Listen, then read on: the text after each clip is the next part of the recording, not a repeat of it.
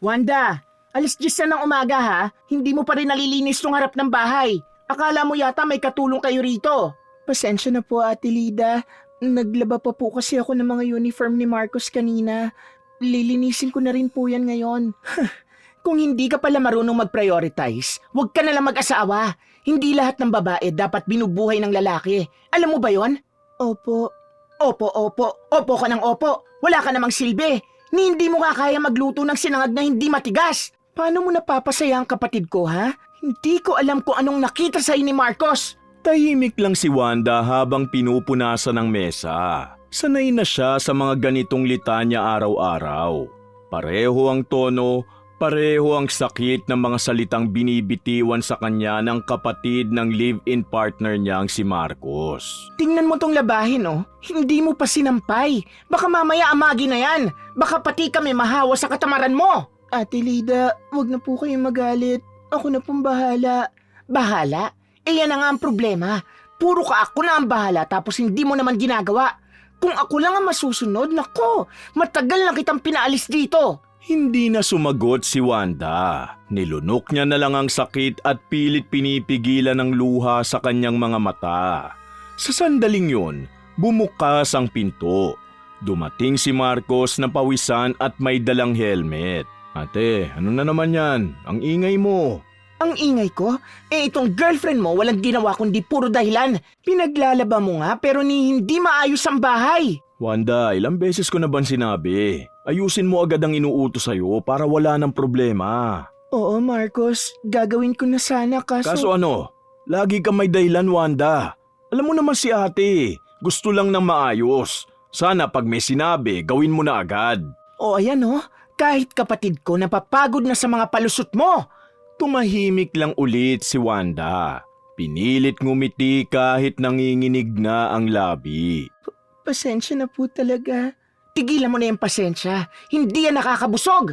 Tumalikod si Marcos at dumiretso sa kwarto na hindi man lang tinitingnan si Wanda. Parang wala siyang naririnig o nararamdaman. Naiwan siyang nakatayo at hawak ang walis habang si Lida ay patuloy pa rin sa panenermon. Ay nako, pinagdarasal ko talaga na matauhan na yung kapatid ko. Pagkalipas ng ilang sandali, umalis si Lida papunta sa tindahan. Si Wanda naman umupo sa bangkito, tahimik at parang wala ng lakas. Sa dibdib niya, ramdam niya pa rin ang bawat salitang binato sa kanya na parang mga tinik na pilit niyang nilulunok araw-araw. Noon pa niya ito tinitiis, lahat para kay Marcos. Ano bang kasalanan ko? Bakit laging ganito? Bago pa man kasi siya nakilala ni Marcos, dumaan na siya sa impyerno. Ang dating boyfriend niya, sinasaktan siya, minumura at niloloko. 2 taon siyang ginawang laruan ng pagmamahal. Isang babae lang na walang ginawang tama sa mata ng lalaking dati niyang minahal. Nang makawala siya, nangako siyang hinding-hindi na siya iibig ulit. Ngunit dumating si Marcos. Mabait, maalaga at marunong magpatawa. Tinuruan siyang ngumiti ulit. Tinuruan siyang umasa. Nang inalok siya nito na mag-live-in sila, hindi na siya nagdalawang isip. Akala ko ba siya nang para sa akin? Pero bakit pinaparamdam niya sa akin ang sakit? Bakit niya ako hinahayaang masaktan? Mula pa nung unang maliitin siya ni Lida, tiniis na niya. Kapatid yan ni Marcos, yun ang lagi niyang sinasabi sa sarili. Pag natiis ako, matatanggap din nila ako. Ngunit habang tumatagal, pakiramdam niya ay siya lang ang lumalaban. Si Marcos na noon ay sandigan niya, unti-unti na ring nagbago. Hindi man siya sinasaktan, ngunit hindi na rin siya pinagtatanggol. Parang naging kasabwat ng pananahimik si Marcos sa bawat pang-aapi ni Lida. Nung unay pilit pa rin niyang inuunawa. Iniisip na pagod lang ang nobyo at baka naman takot lang na sumagot sa atin ito. Ngunit habang dumaraan ang mga araw, napapansin niyang palayo na ng palayo si Marcos sa kanya. Hindi nga siya sinasaktan, Ngunit pinapatay naman siya ng pananahimik nito. Sana maalala mo kung gaano mo ako minahal noon, Marcos. Sana bumalik ka na sa dati. Kinagabihan habang nagluluto siya ng hapunan, naririnig niya si Lida at Marcos sa salang nagtatawanan. Nakasandal siya sa pinto at pinakikinggan ang boses ng taong minahal niya. Ngunit parang tinutusok ng karayom ang puso niya sa bawat halakhak. Pagkatapos niyang maghugas ng pinggan, dahan-dahan siyang pumasok sa kwarto. Doon niya binuksan ang kahon ng mga lumang litrato nila ni Marcos. Mga panahong sabay silang naglalakad sa palengke, magkasamang kumakain ng lugaw sa kanto at nagtatawanan sa ilalim ng ulan. Ngayon, wala nang tawa. Wala nang init. Ang natira lang ay lamig at pagod. Namimiss ko na ang dating ikaw. Habang hawak ang isang litrato nilang magkasama, napahawak siya sa dibdib. Hindi niya alam kung ano ang mas masakit. Ang mga salita bang binabato sa kanya araw-araw o ang katahimikan ng lalaking akala niya'y hindi siya iiwan sa laban. Muling pumatak ang luha niya at nanikip ang dibdib. Sa bawat patak, naramdaman niyang may unti-unting nababasag sa loob niya. Isang pader na matagal niyang itinayo para tiisin lahat. At sa unang pagkakataon, pabulong niyang sinabi sa sarili, Hindi ko na alam kung hanggang kailan pa ako kakapit. Muli ay tahimik siya. Ang tanging naririnig niya ay ang mga yabag sa labas, boses ni Lida at halakhak ni Marcos. Ngayon alam na niya, hindi lang pala siya pagod. Unti-unti na rin siyang nawawala. Ngunit kailangan niya pa ring lumaban alang-alang sa pag-ibig na binigay niya sa ikalawang pagkakataon. Kinabukasan, Wanda, ang dami mo na namang nilutong ulam. Si Marcos nga bihira nang kumain dito. Sayang lang ang gas mo! Baka lang po kasi magutom siya pag uwi. Madalas kasi pagod si Marcos galing sa trabaho, ate. Hindi nga niya gusto yung mga luto mo wala pala siyang ganang kumain palagi. hindi na sumagot si Wanda. Gumiti na lang kahit tinutokso na naman siya ni Lida. Sanay na siya, paulit-ulit lang yun. Ngunit sa kabila ng lahat, umaasa pa rin siyang babalik sa dati si Marcos. Noong gabi, nakatulala siya habang nakaupo sa labas ng bahay. Dumaan si Marcos, bagong paligo, mabango at nakangiti. Ang bango mo naman. May lakad ka? Wala naman, may pupuntahan lang saglit kasama mga katrabaho. Meeting daw sabi ni boss. Meeting? Gabi na. Ganun talaga sa trabaho, Wanda. Kung hindi mo naiintindihan, huwag ka na magtanong. Hindi na siya nakasagot. Umiling lang siya at tumingin sa kawalan habang papalayo si Marcos sakay ng motorsiklo. Kinabukasan, habang nagwawali si Wanda, biglang dumating si Lida at may kasunod na babae. Maputi, maganda, maayos manamit at may mamahaling bag. Wanda, si Nika nga pala, anak ng boss ni Marcos. Dito muna siya maghihintay kay Marcos at may lakad daw sila mamaya. Hello po. Pasok po kayo. Hi. Maliit lang pala dito, no? Cute. Oo, maliit nga. Kasi nga naman, simple lang ang buhay ng kapatid ko. Pero siguro kung ibang babae lang ang kasama niya, nako, baka mas umasenso pa siya. Hindi alam ni Wanda kung paano sasagot. Napahiya siya ngunit pinili na lang niyang umiti. Maya-maya, dumating na si Marcos na nakangiti at masigla. Oh, Nika, nandito ka na pala. Agad niya itong binati. Sabay abot ng malamig na juice na tila ba espesyal na inihanda ni Lida. Oh, Marcos, buti dumating ka na. Si Nika kanina pa naghihintay. Buti hindi na inip. Ayos lang po ate. Sanay naman ako maghintay. Alam mo Nika, ang ganda-ganda mo talaga. Bagay kayo ni Marcos. Natawa si Nika, habang si Wanda ay tahimik lang sa gilid. Nakayuko at pinaglalaruan ang laylayan ng duster niya. Parang biglang lumiit ang mundo niya sa harap ng mga tawanan nila. Ate, samahan mo muna si Nika ha. Mag-aayos lang ako saglit. Sige, sige. Oh, Wanda, baka naman pwede ka magtimpla ng kape para sa amin. Pero yung masarap ha, baka mapahiya ka pa kay Nika. Opo. Habang nagtitimpla ng kape si Wanda sa kusina, naririnig niya ang tawanan sa sala. Ay nako Nika, buti pa ikaw marunong magdala ng sarili. Alam mo bang yan si Wanda? Halos di marunong lumabas ng bahay. Parang laging takot sa araw. Talaga po? Siguro kaya hindi siya pinakikilala ni Marcos sa labas kasi hindi naman siya sumasama sa mga lakad. Oo, kaya nga minsan sinasabi ko sa kapatid ko, dapat babae na lang na may ambisyon ang pinili niya. Ay naku, hindi yung konting utos lang, iiyak na. Dahan-dahan lang ang kilos ni Wanda habang hinahalo ang kape. Ngunit nanginginig ang kamay niya. Ramdam niya ang init ng tasa, subalit mas mainit ang pagpapahiya sa kanya.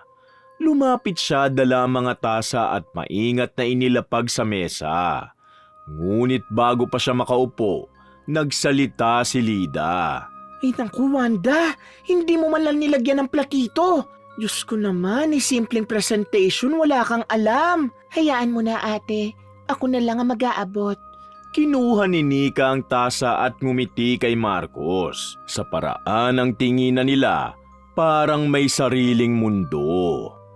Marcos, gusto mo ba ng tinapay? Ha? Hindi, busog pa ako. Ay nako, nag-alok pa. Hindi naman siyang bumibili. Nagkatawanan si Lida at Nika. Si Marcos naman, ngumiti lang at walang sinabi. Hindi man lang siya pinagtanggol. Para kay Wanda, bawat tawa ay parang sampal. Harap-harapan ngunit walang tunog. Lumipas ang oras, nakaupo siya sa gilid ng mesa at nakatingin lang sa kanila. Si Marcos at Nika nagtatawanan na parang magkasintahan. Si Lida naman ay abala sa kakapuri sa dalaga. Alam mo Nika, bagay talaga kay ni Marcos. Pareho kayong may tindig at may dating. Hindi tulad ng iba dyan, laging naka-duster. Wag naman po ganon. Wag mo na akong popuin. Basta kung ako ang tatanungin, mas bagay ka talaga sa kapatid ko. Ate naman, huwag kang ganyan. Bakit? Totoo naman ah. Napayuko si Wanda. Sa unang pagkakataon ay hindi niya na napigilan ang pag-iyak. Mabilis niyang pinunasan ng kamay ang luha upang hindi mahalata. Ngunit nakita yon ni Lida. Ayan na, apektado. Huwag ka nang umiyak, Wanda. Sanay ka na naman dyan, di ba? Baka kasi masyado lang siyang clingy. Tumaas ang kilay ni Lida at natawa. Ay oo, sobra. Kahit kailan ayaw palayain si Marcos. Akala mo asawa na. Hindi makapagsalita si Wanda. Nakatitig lang siya sa sahig at pilit nilulunok ang sakit. Maya-maya'y tumayo siya at pumasok ng kusina. Ngunit kahit malayo, dinig pa rin niya ang tawanan. Pagsapit ng gabi, tahimik lang sa kwarto. Nakahiga si Marcos at nakaharap sa pader. Si Wanda naman ay nakaupo sa gilid ng kama. Marcos? Ngunit walang sumagot. Tila ba nagbibingi-bingihan si Marcos. Marcos, sino si Nika? Tahimik pa rin ngunit alam ni Wandang gising pa ang lalaki. Bakit mo siya dinala dito? Anak ng boss ko yon. Wala ka naman dapat ipagselos. Hindi ako nagsiselos. Nagtatanong lang. Kasi kanina parang hindi ko na alam kung saan ako lulugar sa bahay na to eh. Huwag mo nang palakihin. Hindi ako nagpapalaki, Marcos. Pero kanina, kahit isang beses hindi mo man lang ako pinagtanggol. Wanda, huwag na natin pag-awayan ng walang kwentang bagay. Alam mo namang naiirita ako pag may gulo dito sa bahay. Gulo? Ako ba ang gulo? Tama na ha, pagod ako. Tumalikod siya at sa isang iglap, natulog na parang walang nangyari. Tahimik lang si Wanda, ngunit sa loob niya ay parang may pumutok. Lahat ng sakit ay inipon niya. Lahat ng pagtitiis ay bumigat lalo sa dibdib niya. Sa madilim na kwarto, bumulong siya ng mahina. Hindi ko alam kung anong mas masakit. Yung pinagtatawanan ako o yung wala ka man lang ginawang paraan para ipagtanggol ako. Sa labas, narinig niyang tumawa si Lida sa kabilang kwarto. Isang tawa ng pagkapanalo, isang tawa ng pangungutya, habang siya nananatiling talunan, tahimik at umiiyak ng walang luha.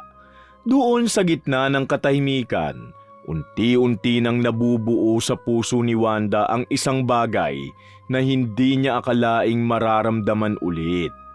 Ang galit. Isang galit na matagal niya nang nilunok. Ngunit ng gabing yun, nagsimula ng gumapang palabas. Kinabukasan, mainit ang sikat ng araw. Maaga pa lang ay abala na si Wanda sa paglalaba. Tahimik lang siya at pinipilit niyang kalmahin ang isip habang pinanonood ang mga bula sa planggana.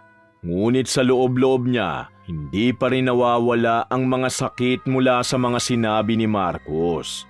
Bigla niyang narinig ang boses ni Lida sa loob ng bahay. Masaya, maingay at parang may bisita na naman. Hindi na siya nagtaka.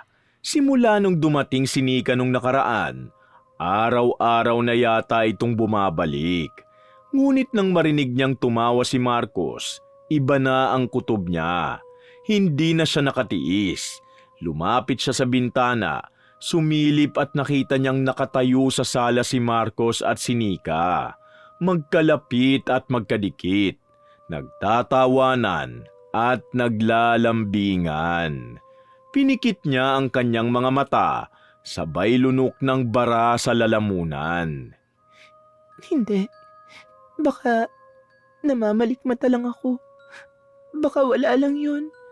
Ngunit narinig niya ang boses ni Marcos na malambing, yung tonong matagal na niyang hindi naririnig para sa kanya. Nika, baka may makakita. Bakit? Ayaw mo ba? Gusto, pero nandyan si Wanda. Sa pagkakataong yun, tila may sumabog na sa dibdib ni Wanda. Tumigil siya sa paglalaba. Tahimik siyang lumakad papunta sa likod bahay kung saan may pinto palabas ng kusina. Nakita niya sina Marcos at Nika na magkayakap at naghahalikan. Walang salita, walang pagdadalawang isip na lumapit siya at hinablot ang braso ni Marcos at isang malakas na sampal ang ibinigay niya. Walang hiya ka, Marcos! Sa harap ko pa! Napaatras si Marcos. Nagulat ngunit sa halip na magpaliwanag, sinigawan pa siya. Ano ba, Wanda? Huwag kang gumawa na eksena! Eksena? Anong tawag mo rito? Ginagawa mo akong tanga tapos ako pa ang mali! Lumapit si Nika. Hawak-hawak ang buhok niya at bigla siyang sinabunutan. Aba, ang kapal na mukha mo. Wala kang karapatang manampal ng lalaki. Hindi ka niya asawa. Live-in lang kayo, naiintindihan mo?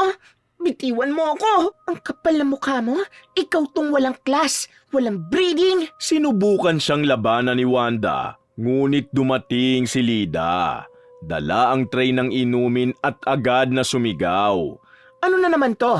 Wanda, anong kaguluhan to? Ate Lida, sinampal po ako ng girlfriend ng kapatid nyo. Hindi kita sinampal. Si Marcos ang sinampal ko. Ay talaga naman, sinampal mo pa ang kapatid ko?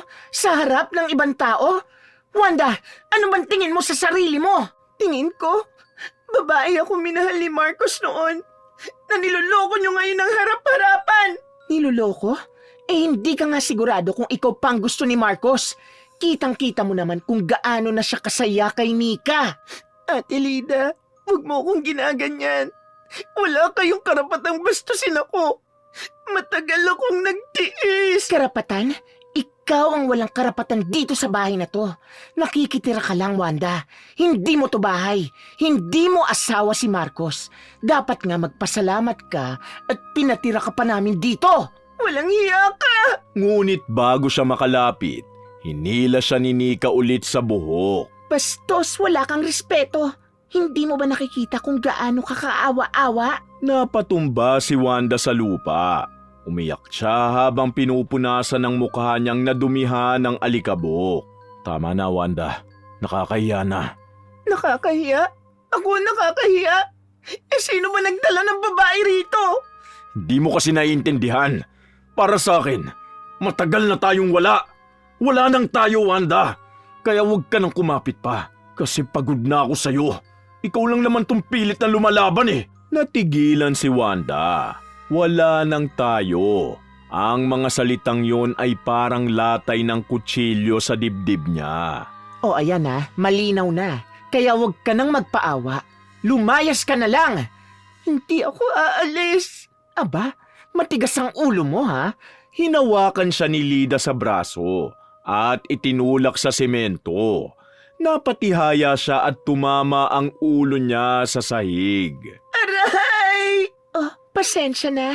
Nadulas ka yata. Ang dumi mo na tuloy. O ayan, bubuhusan muna kita ng tubig. Maglinis ka para kang basurang hindi marunong mahiya. Tama na ate. Marcos, tulungan mo naman ako. Ngunit si Marcos ay nakatayo lang at nakatingin. Wala man lang ginawang paraan para awatin ang dalawang babae. Muwi ka na lang, Wanda. Ayoko ng eskandalo. Iskandalo? Ako yung niloloko rito. Hindi mo nga asawa si Marcos. Anong niloloko-loko ang sinasabi mo dyan? Wala kang karapatan. Lumapit si Nika. Hawak pa rin ang buhok niya. Kaya nga, huwag ka na magdrama. Baka gusto mo pang lumuhod sa harap ko. Hindi ako luluhod sa kagaya mo. Ngunit bago pa siya makatayo, itinulak siya ni Nika pababa. Saka nginudngod ang mukha niya sa sementong basa. Ayan, dyan ka bagay. Sa sementong may putik. Bagay talaga sa kanya. Tingnan mo, parang basang sisiw. Marco! Tama na! Lumayas ka na lang, Wanda! Hindi ka na welcome dito! At doon, tuluyang bumagsak ang luha niya. Hindi na siya sumigaw, hindi na siya lumaban. Tumayo siya ng marahan bit-bit ang sugat, ang galit at ang pighating hindi na kayang itago ng katahimikan. Sa paligid, naririnig niya ang bulungan ng mga kapitbahay. May tumatawa, may naaawa, ngunit wala ni isa ang lumapit. Bawat bulong ay parang lason. Lumakad siyang duguan ang tuhod. Basa ang muka at halos walang lakas. Subalit sa bawat hakbang, mas lalong tumitibay ang bigat sa dibdib niya. Hindi lang sakit kundi galit. Pagdating niya sa labas ng gate, huminto siya sandali. Nilapitan ng pader ng bahay na minsan niyang tinawag na tahanan. Hinawakan niya yon ng marahan. Salamat. Salamat sa lahat ng aral. Pagkatapos ay tumalikod siya. Walang dalang gamit. Wala nang luha. Tanging ang galit na pinanday ng pang-aapi at panlilinlang. Habang papalayo siya, naririnig pa rin niya ang tawanan sa loob ng bahay. Si Lida, si Nika at si Marcos. Sa sandaling yun, isang bagay lang ang pumasok sa isip ni Wanda. Kung hindi mo ko pahahalagahan bilang tao, ipararamdam ko sa iyo kung gaano kasakit ang mawala ng halaga. Doon, sa ilalim ng matinding sikat ng araw, nagsimula ang tunay na pighati ni Wanda. Ang pagkapanganak ng isang pusong marunong magmahal, subalit mas marunong nang gumanti. Papagabi na nang makauwi si Wanda sa dati niyang bahay. Pagod, sugatan at halos walang tinig. Ang bawat hakbang niya ay mabigat. Tila tinutusok ng libong karayom ang dibdib. Ang bahay niya, tahimik at walang ilaw. Walang tunog na tanging mga alitap-tap lang ang sumasalubong sa kanya sa madilim na daan. Pagbukas niya ng pinto, bumagsak siya sa upuan. Nanginginig ang kamay at nangingilid ang luha. Wala siyang ibang naramdaman kundi isang matinding pagod hindi lang sa katawan, kundi sa kaluluwa. Maya-maya, may kumatok sa pinto. "Wanda, ako to." Binuksan niya ang pinto. Si Leo, dala ang puting supot na may lamang mainit na lugaw. Pagkakita sa itsura ni Wanda na magulo ang buhok, may mga pasa sa braso at may tuyong dugo sa labi, agad itong napahinto.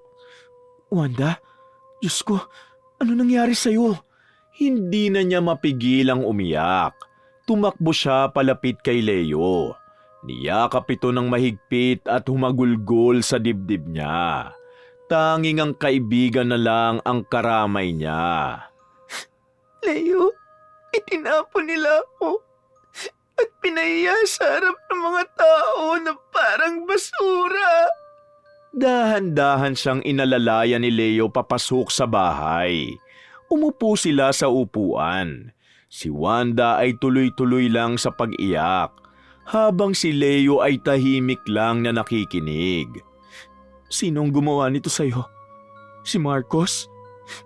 Si Lida, si Nika, at si Marcos. Pinagtulungan nila ako. Pinahiya ako. Hinila sa buhok, tinulak sa simento at nginudgod ang mukha ko sa putik. Tapos pinagtawanan ako. Si Nika, siya yung bago ni Marcos. Hayop sila. Akala ko, Leo, siya na yung lalaking hindi ako sasaktan. Pero alam mo bang siya pa yung unang nagtulak sa akin para lumayas? Wanda, makinig ka. Alam kong masakit, pero hindi mo kailangan bumaba sa level ng ugali nila. Kalimutan mo na lang. Kalimutan? Paano ko makakalimutan, Leo? Paano ko aalisin yung mga salitang paulit-ulit sa utak ko? Walang karapatan, wala kang halaga, lumayas ka. Hindi mo alam kung gaano yun kasakit. Alam ko, pero wag mo hayaang kainin ka ng galit. Tahimik si Wanda. Tumitig siya sa mesa. Doon, sa ilalim ng basag na ilaw ay nakita niya ang isang lumang kahon sa sulok. Unti-unti niyang inabot yun. Kahon ng alaala ng kanyang lola Iday. Isang babae na kilala noon sa baryo bilang manghihilot at tagapangalaga ng mga lihim ng kalikasan. Binuksan niya yun. Sa loob, may lumang libro na kulay itim at may nakaukit na mga simbolo sa pabalat. Napangiti si Wanda. Ngunit hindi yun ngiti ng saya kundi ng isang babaeng napuno na. Teka, Wanda, ano yan? Aklat ng lola ko. Noon niya pa sinasabi, Leo, na lahat ng sugat may katapat na lunas. Pero minsan, may sugat na hindi nagagamot ng dasal, kundi ng hustisya. Wanda, anong balak mo? Ako na ang gagamot sa sugat ko, Leo. Sa paraang maiintindihan nila. Wag mo tong gawin, Wanda. Hindi ka ganun. Hindi ako ganun. Dati. Pero ginawa nila akong ganito. Tumayo siya. Nilapitan ng lumang altar ng kanyang lola. Doon niya inilapag ang libro. Binuksan sa pahinang may nakasulat na mga salitang hindi Tagalog. Sa ilalim ng lumang lampara, binasa niya ito ng maingat. Paulit-ulit habang nanginginig ang kamay. Wanda, anong ginagawa mo? Ang bawat pagluha ko'y magiging apoy. Ang bawat sugat ko ay magiging sumpa. Sa labas ng bahay, biglang humangin. Tumigil ang mga kuliglig. Ang kandila sa altar, umapoy kahit hindi sinindihan. Napaatras naman si Leo. Wanda, tama na yan. Hindi siya nakinig. Tahimik si Wanda. Ngunit sa mga mata niya, hindi na yon ang dating luha ng isang babae. Yun na ang mata ng isang nilalang na nagising sa sakit. Samantala sa bahay ni na Marcos, tahimik ang gabi ngunit sa gitna ng katahimikan ay biglang napabalikwas ng bangon si Lida. Nanginginig ang buong katawan niya, malamig ang pawis at ramdam niya ang matinding kirot sa sikmura. Aray, Diyos ko, ano to? Hinawakan niya ang tiyan niya, subalit parang may gumagapang sa loob. Kumislot ang laman niya na tila may gustong lumabas. Marcos, tulungan mo ako! Sa kabilang kwarto, nagising si Marcos katabi si Nika. Ngunit bago pa siya makabangon, narinig niyang si Nika ay umuungol na rin sa sakit. Marcos, ang tiyan ko parang sinusunog! Nika, ano nangyayari sa'yo? Ngunit bago pa niya ito mahawakan, sumuka si Nika ng malapot at pulang-pulang dugo. Hindi lang basta dugo, kundi parang may halong maliliit na itim na piraso ng laman. Diyos ko, ano to? Nang hawakan ni Marcos ang buhok nito, biglang sumakit din ang tiyan niya. Napatigil siya, napahawak at napasigaw. Aray! Aray ko!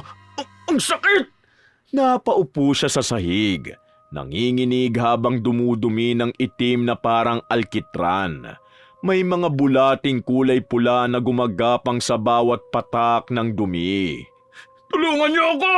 Marcos, hindi ako makahinga! Tumakbo siya kahit nanginginig. Pagbukas ng pinto, nakita niya si Lidang nakahandusay sa sahig, nanginginig at may nilalabas na dugo sa ilong at tenga. Marcos, tulungan mo ko! May gumagapang sa loob ko! Sinubukan niyang lapitan, subalit muli siyang sinumpong. Bumagsak siya sa kama at hindi na makagalaw.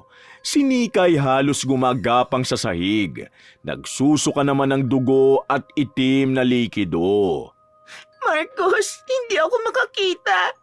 Parang tinutusok ang mga mata ko. Diyos ko, ano tong nangyayari sa atin?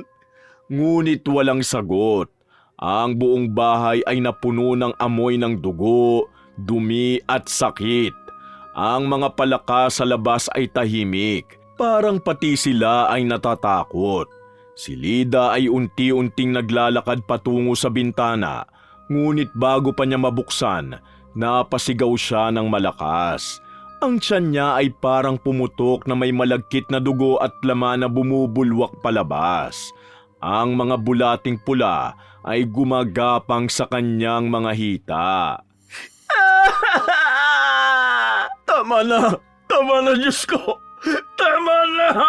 Ngunit wala siyang naririnig kundi ang ungol ng mga naghihingalo. Si Nika ay nakahandusay sa sahig, hawak ang leeg.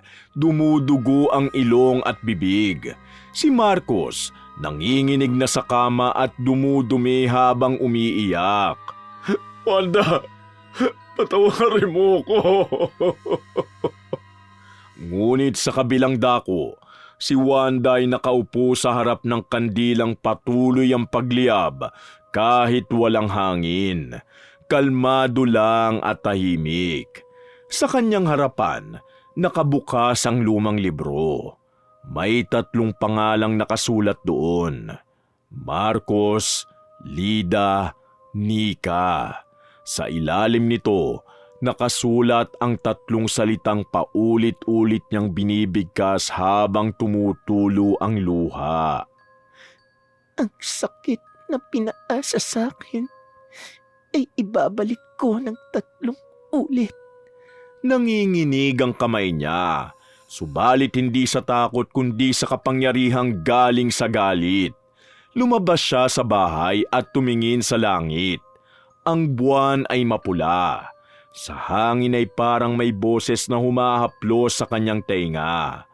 Boses ni Lola Iday na parang bumubulong na ang kulam ay hindi laro at hindi siya nito ililigtas bagkus ay babaguhin siya nito. Ngumiti si Wanda na may luha sa mga mata. Hindi ko kailangan ng kaligtasan, Lola. Kailangan ko lang maramdaman nilang nasaktan ako. Doon, sa gitna ng malamig na hangin at ilaw ng buwan, nakatayo si Wanda. Isang babaeng minsang minahal, niloko, at ngayoy ginawang halimaw ng pighati. Samantala, sa bahay ni na Marcos, si Lida ay wala ng malay at nakadilat ang mga mata. Si Nika naman, duguan ng bibig, humihingal at hawak ang tiyan. At si Marcos, nakahandusay sa ibabaw ng kama na nababalutan ng sariling dumi. Nanginginig habang humihinga ng mabilis. Wanda, tulungan mo ko. Samantala, madilim pa nang magpasya si Wanda. Tahimik ang paligid ngunit ang puso niya ay hindi. Habang nakaupo sa tapat ng altar ng kanyang lola, nakatitig siya sa apoy ng kandila na mahina na lang ang sindi. Hawak pa rin niya ang lumang aklat. Ang parehong librong ginamit niya kagabi, ngayon ay basang-basa na ng luha ang mga pahina. Wanda, hindi ka pa natutulog? Hindi ko kayang itulog to, Leo. Hindi ko rin kayang tiisin ang ginawa nila. Pero mas hindi ko rin kayang manahimik habang may ibang nasasaktan dahil sa galit ko. Gusto mong bawiin, di ba? Oo, kasi kung tutularan ko sila, ano pang pinagkaiba ko sa kanila? Tinitigan siya ni Leo na may halong gulat at paghanga. Sa mata ni Wanda, hindi na yon ang babaeng durog. Hindi na rin yon ang babaeng puno ng puot. Yon ay isang babaeng natutong tumayo sa gitna ng bagyo, hindi para manira, kundi para maghilom. Samahan mo ko, Leo. Babalik ako sa kanila. Tahimik ang paligid nang bumalik si Wanda sa bahay ni na Marcos kasama si Leo. Subalit hindi katahimikan ng kapayapaan kundi katahimikan ng takot. Ang bahay na dati puno ng halakhak ni Lida at tawa ni Nika, ngayon ay parang pinagsakluban ng langit. Pagpasok ni na Wanda at Leo, sinalubong sila ng mabigat na amoy. Si Marcos na nakahandusay sa sahig ay nanginginig. Si Lida nakalugmok sa may pinto. Nanlalabo ang mata at si Nika naman halos hindi na makagalaw sa sahig. Diyos ko, Wanda, ano to? Tahimik si Wanda. Hindi galit. Hindi natuwa kundi malalim na awa. Lumapit siya kay Marcos na sa sobrang hina ay halos gumapang na lang sa sahig. Wanda, tulungan mo ko. Hindi ko na kaya. Yan ang sinasabi ko noon, Marcos. Tulungan mo naman ako. Pero tinalikuran mo ko. Pilit na lumuhod si Marcos ngunit walang lakas. Tiningnan siya ni Wanda hindi bilang kaaway, kundi bilang taong minsang minahal. Akala ko ikaw ang kakampi ko sa lahat. Akala ko sa iyo ko mararamdaman yung proteksyon na hindi ko nakuha noon. Pero ikaw mismo ang sumira sa akin. Ikaw mismo ang nagbukas ng sugat na akala ko matagal nang naghilom. Tahimik si Marcos. Tanging paghinga lang ang maririnig. Sa gilid naman, umuungol si Lida. Wanda, patawarin mo ako. Hindi ko alam na ganito ang mangyayari. Lumapit siya rito. Tumingin ng diretsyo sa mga matang minsang ng api sa kanya. Araw-araw mo kong pinapahiya. Ginawa mo kong katulong. Ginawa mo kong walang kwenta. Pero kahit ganon, tiniis ko kasi kapatid ka ng taong mahal ko. At ngayon, tignan mo ang sarili mo, Lida. Hindi mo kailangang patawan ng kahit anong sumpa para maparusahan. Ikaw na mismo ang gumawa ng sarili mong karma. Natahimik si Lida. Umiiyak na lang hawak ang dibdib. Sa gilid ay nagsalita si Nika na halos hindi na marinig. Wanda, sorry. Hindi ko alam. Hindi ko alam na ganito kasakit. Lumapit si Wanda sa kanya. Sa unang pagkakataon, nakita niya si Nika hindi bilang karibal, kundi bilang batang babaeng naligaw din. Sa susunod, Nika, matuto kang rumispeto. Hindi mo kailangang agawin ng iba para mas maramdaman mong mahalaga ka.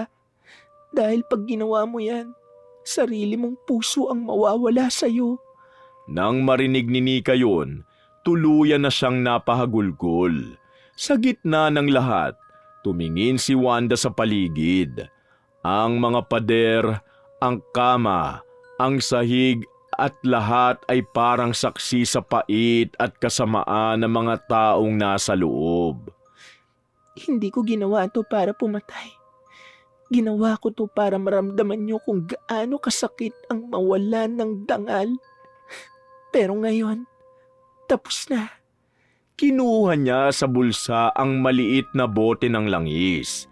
Pinuksan ito at dahan-dahang binuhos sa sahig habang binibigkas ang mga salitang kinabisan niya mula sa aklat ng kanyang lola. Biglang umihip ang malamig na hangin. Ang kandila sa mesa ni Lida ay biglang umilaw. Ang mga bulating gumagapang sa sahig ay natuyo at naglaho. Si Marcos ay unti-unting nakahinga ng normal. Si Nika ay tumigil sa pagsusuka at si Lida ay bumalik ang kulay sa mukha. Tahimik ang lahat. Ang dating sigaw at ungol ay napalitan ng iyak, hindi ng sakit, kundi ng pagsisisi. Wanda, patawarin mo ako. Nabulag lang ako sa mga sinasabi ni ate. Pinaniwalaan ko na mas tama siya. Pero ikaw pala ang tama. Mahal pa rin kita. Pero alam kong huli na. Ngumiti si Wanda, ngunit may luha sa gilid ng mata. Oo, Marcos. Huli na. At kung mahal mo pa ako, tanggapin mong wala na ako sa buhay mo. Kasi kung totoo ang pagmamahal mo, hindi mo na kailangang saktan para mapatunayan. Tinignan niya ang tatlo na basang-basa sa luha. Nanginginig ngunit buhay. Ngayon, hindi na sila galit, pati na si Wanda. Tama na, Wanda. Naitama mo nang dapat. Tumango si Wanda. Lumapit siya kay Marcos sa huling pagkakataon. Marcos, binibigay ko na ang kalayaan mo. Hindi na ako maghihintay. Hindi na ako maghahanap. Dahil sa wakas, natutunan kong mahalin ang sarili ko. Niyakap niya ito saglit. Huling yakap ng babae sa lalaking minsang naging mundo niya. Pagkatapos ay tumalikod siya. Magaang ang loob na nilisan sa huling pagkakataon ang bahay na yun. Samantala, si Wanda ay tahimik na nakatira sa maliit na bahay kasama si Leo. Hindi sila magkasintahan, magkaibigan lang, ngunit puno ng respeto sa isa't isa. Sa gabi, nag-aalay siya ng kandila sa altar ng kanyang lola. Lola, tapos na po. Hindi ako tumulad sa kanila. At siguro, iyon ang tunay na hustisya. Ngumiti siya sabay pinatay ang kandila. At sa dilim, naroon ang liwanag ng isang pusong hindi na puno ng pighati, kundi ng kapatawaran. Ang galit ay apoy na kapag pinairal mo, ikaw rin ang masusunog. Ngunit kapag ginamit mo ito para maghilom, nagiging ilaw ito ng kapatawaran. Sa dulo, hindi pagiganti ang tunay na lakas, kundi ang kakayahang magpatawad kahit hindi humihingi ng tawad. Wakas!